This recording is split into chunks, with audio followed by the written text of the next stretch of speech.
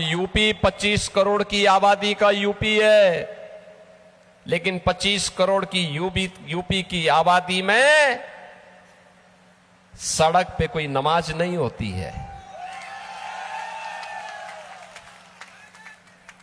हर जनजाति समुदाय के व्यक्ति को आवास मिल गया है, जमीन का पट्टा मिल गया है,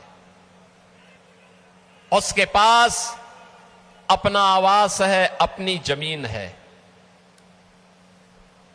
उसको सभी प्रकार की सुविधाओं से आच्छादित किया गया है। राशन की सुविधा, आवास की सुविधा, जमीन की सुविधा, पेंशन की सुविधा, उज्ज्वला योजना के रसोई गैस का कनेक्शन की सुविधा, राशन कार्ड की सुविधा, पेंशन की सुविधा, आयुष्मान भारत में 5 लाख रुपए की आयुष्मान भारत की सुविधा, ये सभी कुछ आज वहां के वनवासी समुदाय के लोगों को, अनुसूचित जाति के लोगों को, वहां के गरीबों को प्राप्त हो रहा है।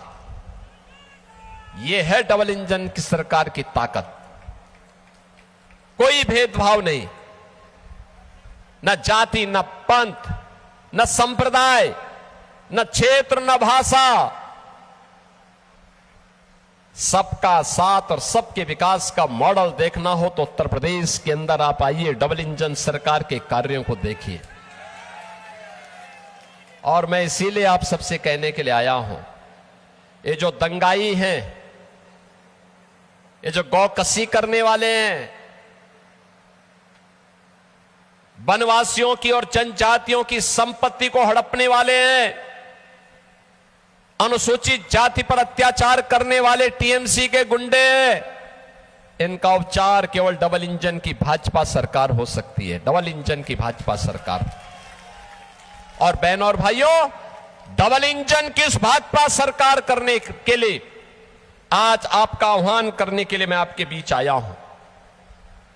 मैं अक्सर इस बात को देख रहा हूं, हम लोग आपको इस बारे में कह सकते हैं कि बहनों और भाइयों, हम सबको इस बारे में देखना होगा। ये टीएमसी तुष्टीकरण के नाते गौ हत्या को रोक नहीं सकती, तस्करी को रोक नहीं सकती, माफिया पे लगाम नहीं कस सकती, ये सुरक्षा के साथ खिलवाड़ कर रही है। आपने देखा होगा कैसे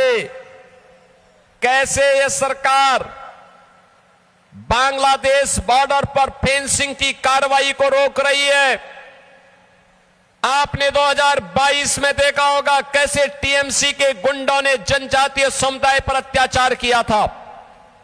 और इस सब के बावजूद पिछले 15 वर्षों में ममता दीदी के नेतृत्व में जिस प्रकार की अराजकता, गुंडागिर्दी, माफियागिरी आज बंगाल की धरती पर देखने को मिल रहा है।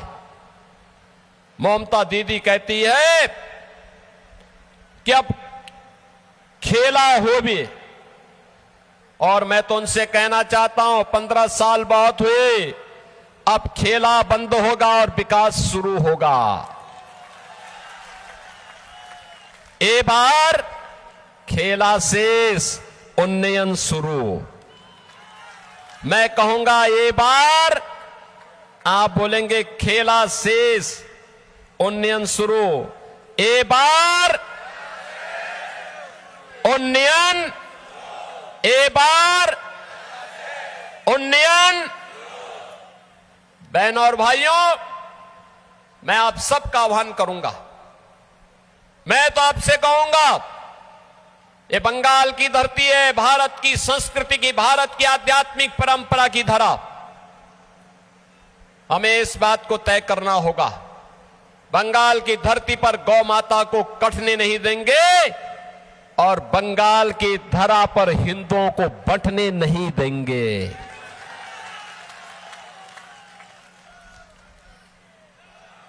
एक भारत श्रेष्ठ भारत का उदाहरण प्रस्तुत करेंगे।